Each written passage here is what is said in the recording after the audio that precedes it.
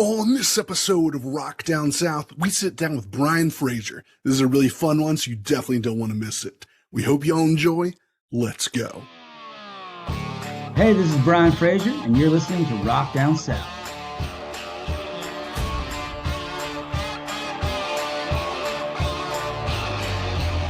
Welcome to another exciting episode of Rock Down South, your home for rock and country music. Today, we have the pleasure of speaking with country artist Bryan Frazier. And this guy is such a fun dude. Not only does he have great tunes, but he's a great hang. And he's one of those artists I've been looking forward to interviewing for a little while now. And this episode does not disappoint. So we talk all about his background, his love for rock music, and of course, his brand new single, Lit, out now. So without further ado, here's the show. What's up, Bryan? How you doing today, man? Doing great. Thank you for having me, brother. Appreciate you. Yeah, man. It's a long time coming. Glad we could finally get you on here. I know our schedules needed to collide, but I think it's the best time than ever right now since we got new music to promote. That's how it always is. I'm pumped, man. Yeah, always new music till the end of the year, getting it in right before Christmas. Awesome. Well, I'm glad to have you on here. Let's take it back a little bit for the people that don't know you. I think you're originally from Virginia, if I'm correct, right? Yeah, I'm from a small town in Virginia called Winchester. Random fact, it's Patsy Cline's hometown. I don't sound anything like her, but she is from my hometown. And grew up there, moved to Nashville in about 2013, and been here ever since, just writing, playing, putting out music, and it's been a crazy ride, but wouldn't trade it for anything else. That's the Cliff Note version of how I got here. But Now, did you go to college and start playing music, or I what was I that did. musical background like? Yeah, the middle. I mean, I started playing like kind of. It started. I literally taught myself off YouTube how to play guitar, and was just wanting to learn songs when I was about 15 or 16. Just covers at parties and stuff, playing whatever. Rock songs, rap songs, country songs, and then I went to a small school in West Virginia called Shepherd University, and it's a small little hippie town in the mountains right by the Potomac River, and they have a music scene there, oddly enough. So there's like 3 or 4 open mics, and my buddy was like basically forced me to play the open mic because I really didn't want to do it. I was just used to playing at parties, wasn't playing to a crowd or anything. And like honestly, after that open mic, I was addicted. Like my buddy's like, he's just like, see, I told you you'd love it. And that's kind of sent me down a hole. Started writing a lot more. And by my senior year of college, I was playing music locally in the Virginia, DC area. And then after college, graduated with a business degree and was like, well, if I'm going to do this, better do it now. So I moved to Nashville head first, and I've been here ever since. And like I said, I wouldn't trade it for the world. It's the coolest thing to have happen when if you like music, Nashville's where it's at. But Oh that's yeah. kind of a synopsis of where I came from. The mountains of Virginia and West Virginia created this rock country thing I got going. And I know you've written for a bunch of folks, and has that really been the focus in the years past, or has it been the solo stuff? It kind of just depends what we're doing. Like, I mean, I write at least, 100 to like 120 songs a year, but like some of them are for me. It just depends on the room. There's days where we go in and I'm with another artist and they have something they want to do, and I basically just put my spin on it and help them get to where they want to be. And then there's days where we'll go in, and the single we're about to talk about was a day like this, where we'll go in and we're going, I got an idea, you have this track, and we're going to write for me. So it's kind of like a 50-50 thing. I mean, I Hmm. write, I'm a writer first. I will always write, even when I'm so old I can't go on the road and perform. I will always be a writer. I love it. But it's like a 50-50 thing of you write for yourself and then you write for other people. And sometimes there's times in the rooms where you're like halfway through the write and you're like, this song's not going to be for me, but I think it's going to be for this other person. Or usually it's the other artists in the room. It just all depends on the day. But yeah, like I said, it's kind of a 50-50 thing. I write for other people, and then some days I write for myself. So, and it all turns out good. I mean, we've had cuts with different artists that I've loved. Like Joe Fortner was one. Had a cut with this guy named Chris Rudiger. That was a little more pop cut that I really love, called When You Don't. and then a few others. But it's always cool to have someone like a song that you wrote enough to record to. I feel like that's just such a cool thing because to me it means they appreciate your artistry too. They're like, give me your spin on the songwriting thing and help me. And there's other people that when I'm in the room writing with them, they give me their spin that helps me get my sound. So I don't know if that makes sense, but That makes that's kind of sense. the And actually, songwriting. I'm going to ask you a question. I probably should have Yeah. asked any one of the songwriters that I have done interviews for in the past 80 some odd interviews. Is it ever Yeah. hard to give away your baby? If like you make a song, you're like, I like this one. I don't know if I want to give this one away. It's like giving away your baby. I don't know. Does that ever come I mean, across? yeah, there has been probably only like two times. I mean, I've never had like major label cuts. I've had some cuts with some artists that I would say that are pretty big that have some monthly listener numbers that I'm like, oh hell yeah. But it is hard to. There's probably been two or three songs where I'm like, I would. Usually I do keep it. I'll say that for my artist side. Like I'm pretty greedy with that. If it's especially with like songwriting titles, I'm not gonna give you like my greatest title if I think it's like for me. I'm not gonna give away the gold. But sometimes, I mean, it's kind of the way the songwriting world is. It is your baby. And once it's out in the world, like if someone really wants to cut it, there's like, what are you gonna do? Unless you're like hell bent, you already had it recorded. Like more power to you. I'm here to write songs also. And if you want to put this out and spend your hard-earned money to record it and you believe in it, then please cut it. I mean, that's the coolest to me as a songwriter. It is the coolest thing when someone else puts out a song you had a part in and they promoting the hell out of it and play it on the road. Like the coolest thing too is when you like being on the road and hearing it and hearing like a couple hundred people or 1,000 people sing your song. And you're like, I haven't gotten to the arena level of that. That's a goal of mine to hear it in an arena, but it's cool hearing 100 people sing your song, to be honest with you. Like, and that's the coolest part. So anytime I'll let it go if it's kind of play it by ear, I guess. That is just a little bit of that question, but yeah. So let's talk about the brand new single, Lit. I was giving it a listen and I was liking it, man. It's got the chill and kind of crunchy spring break vibe to it. I liked So it. it's a fun song. It's one of these. My producer, Chris Utley, he makes all these tracks late night, and he'll just send me them, and he'll just basically just kind of a guitar, maybe a bass, and a little drum. And I was like, at the beach, I think, and he sent me this, and he's like, "What about this little Sugar Ray party vibe?" And I'm like, "Yes, like 100%." He always just sends me the coolest tracks late night. He did my last single, Faded, and he's just so creative with the way he does things, and I think he just brings a little different sound than you hear in the music real world. Because I still do country music. I've just had definitely I am a rock sided person. I grew up with that. And I think this song Lit is just like the perfect, like it's just a good fun time song, but it's just one of those head boppers. It's like if you want to sit in the backyard at a bonfire and drink, put this song on, have a good time. And it's just fun. It's funny. It's got some good lines in it, I think, that kind of relate to me because I've lived everything in that song. Even though we can laugh about it, you're like waking up at 2 after a party where you were like, "What happened? Like, how did we get here?" like I've had that happen. Not as much as we've gotten older, but and that's what Lit's about. So it's gonna be fun. I was kind of weird that I was like, should I release this near Christmas? But I was like, screw it. Everybody else is releasing Christmas songs. I'm gonna release Lit. That's the Bryan Frazier way, I think. No, I think it's a good idea because you get Christmas around here. It's going to be in the ether for a few months, and then we got spring Exactly. break where people be rolling around needing a party song to listen to on the Yeah. beach. Yeah. Yes, sir. It's gonna be fun though. But I'm pumped for it. And thank you for promoting it. I appreciate it. Yeah, yeah. Like I said, it's a good fun beach song. When I was listening to it, I was like, man, I need a drink. This sounds Right? this sounds Right. awesome. Now, I do think it's a great follow-up to Faded, which was more of your, hard rock, kind of more serious kind of song in there. So I liked the difference there. That means a lot because that's what Chris and Utley, my producer, and I were going for. He was like, I think we got to get away. We're like, I have heavy music. We'll probably get back to that. I love those type of songs, honestly. They're my favorite to write. And these are also my favorite to write. I think it's harder to write a song like Lit than it is to write a song like Faded, at least for me. I can write sad songs about leaving all the time. It's just an easier process.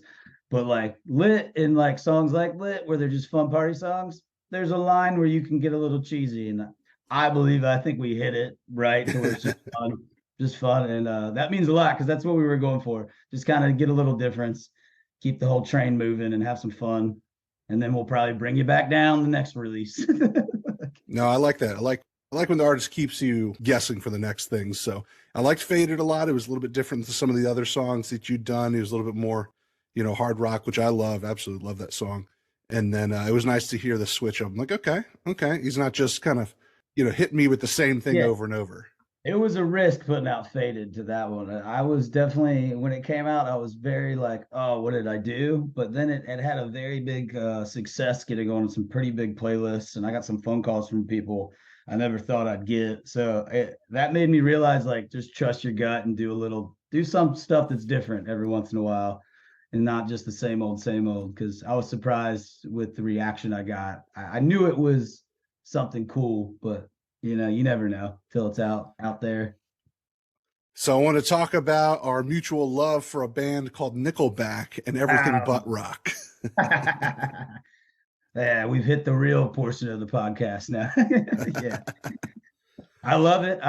It's always been a thing. I think I memed it back into existence because I have these memes from like 2014 where I was doing the same joke that everyone now is doing. But I've always loved them. I have their CDs like from when I bought them in 2001. And I might be aging myself. I was like in middle school when they came out, and those type of bands is what I grew up with.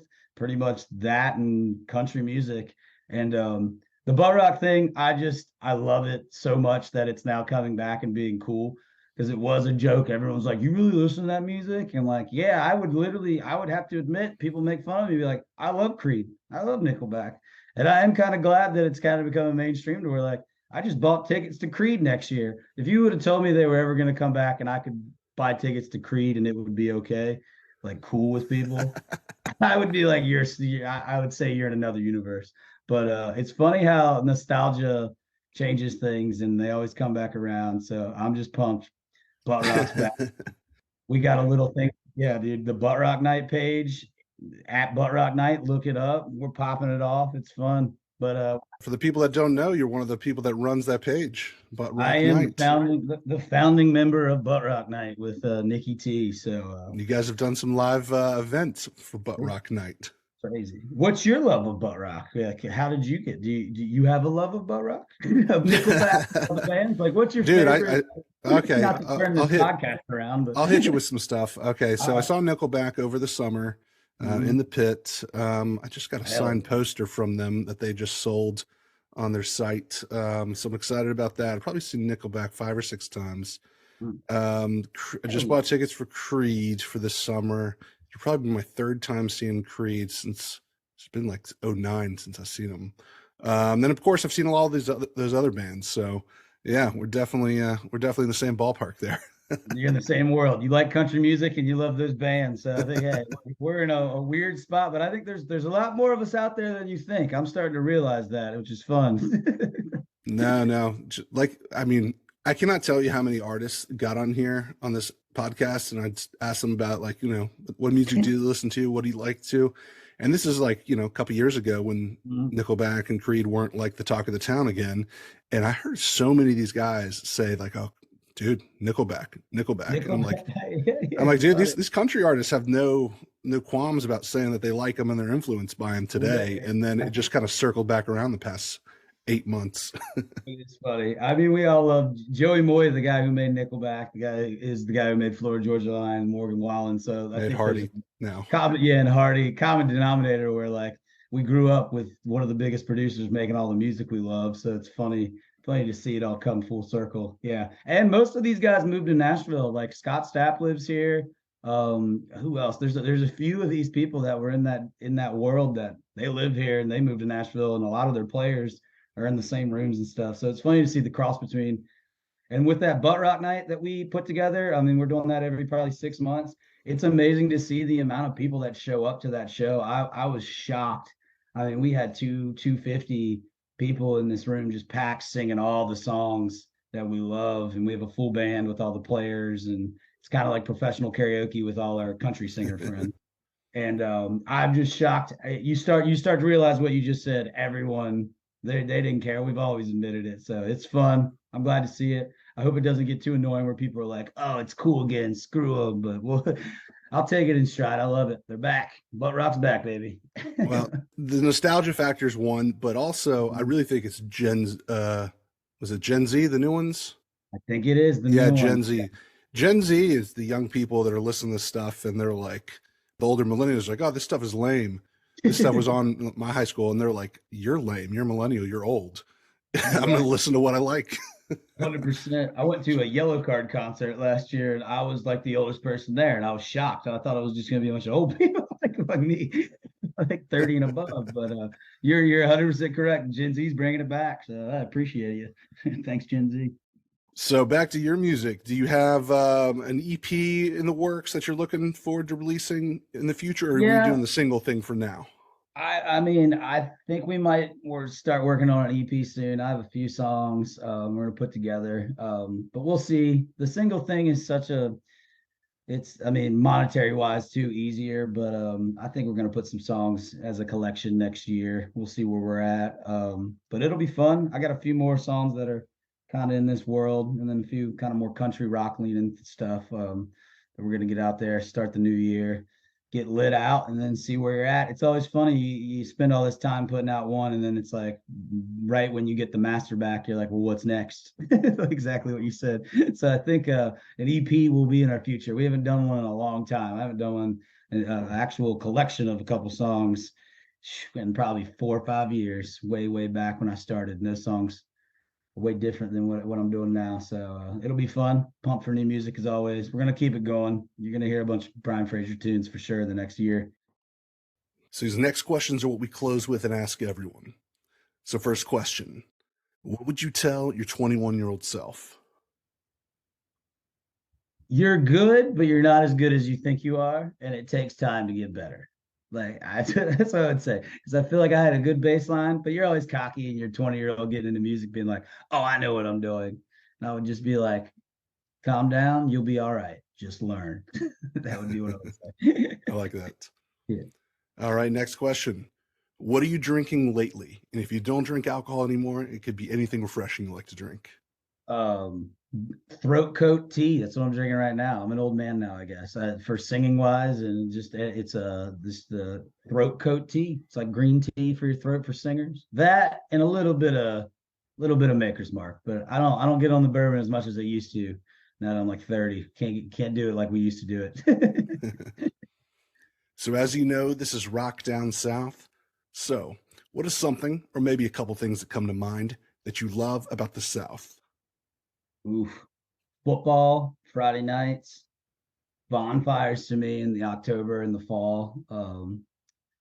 And just to me, yeah, I'd say football. I love football in the South. I'm a big football fan, so that would be it. And country music and a bonfire. To me, that's the most southern thing. Roll your Jeep back up to a bonfire, play a guitar, put the tunes on. That's it.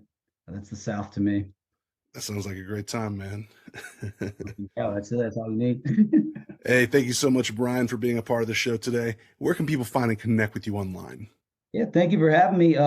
People can find me everywhere. Bryan Frazier Music on all socials. So it's BryanFrazier music. So TikTok, got a lot of follow, got like things going on there. That's where the bits will be a little crazier. So if you want to see my crazy stuff, go to TikTok, Instagram, of course, and Facebook. And I do have a website, so bryanfrazier.com. Check that out. We'll have some tour dates coming up next year. Hopefully get to a city near you. So appreciate you. All right, and everybody go out, check out the new single Lit. It'll be available on streaming platforms. And dude, thank you so much for being on, man. I enjoyed this one. Thank you. Appreciate it, brother. Thank you so much for listening to the show today. We hope y'all enjoyed this episode. Like I said before, I had a great time chatting with Bryan. He's got fun music and he's such a fun dude. I mean, what else can you ask for? And I can't wait to see him play live here in the future and hear what music he has coming down the pipe for us next. So make sure to go follow Bryan Frazier on all of his social media pages and check out his latest single titled Lit, wherever you listen to music. You can find all our content at rockdownsouth.com and make sure to go follow us on Instagram, Facebook, and Twitter for the latest updates. Leave us a 5-star review if you can. We would really appreciate it. And as always, the views and opinions expressed by our guests are theirs and don't necessarily reflect our own. I'm Mark, and you've been listening to Rock Down South. See y'all next time.